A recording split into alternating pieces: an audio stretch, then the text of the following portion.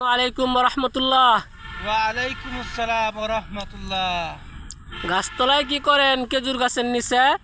ভাই খেজুর গাছের নিচে বসে আছি ভাই।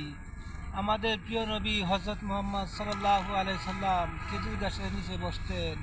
তিনি খেজুর গাছ থেকে খেজুর পেড়ে পেড়ে খেতেন। আমরা খেজুর খাওয়া নবীজি সাল্লাল্লাহু আলাইহি সাল্লামের সুন্নত জানি।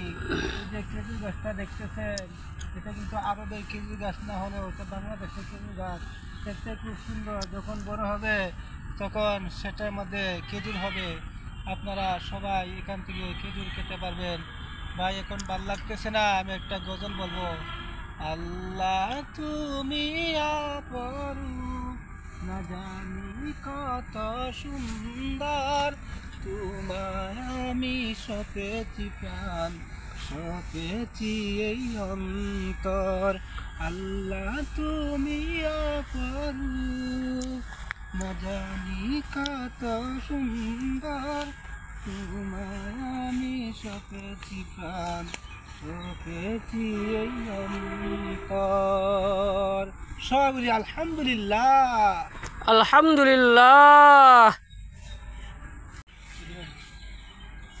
এই যে ভাই খেজুর গাছ দেখতে পাচ্ছেন ভাই, এটাকে আরবের মহারানী বলা হয়। ভাই আপনারা দোয়া করবেন এই খেজুর গাছ দেখার জন্য। আমি প্রিয় নবী সাল্লাল্লাহু আলাইহি ওয়াসাল্লামের মদিনা শরীফে যাব। নবী করিম সাল্লাল্লাহু আলাইহি ওয়াসাল্লামের মাজার জিয়ারত করব ভাই। সবাই দোয়া করবেন। ফেসবুকবাসীর কাছে আমি দোয়া চাই, আপনারা সবাই আমার জন্য দোয়া করবেন, আমি যাতে আমার মনের সবটুকু আশা পূর্ণ করতে পারি।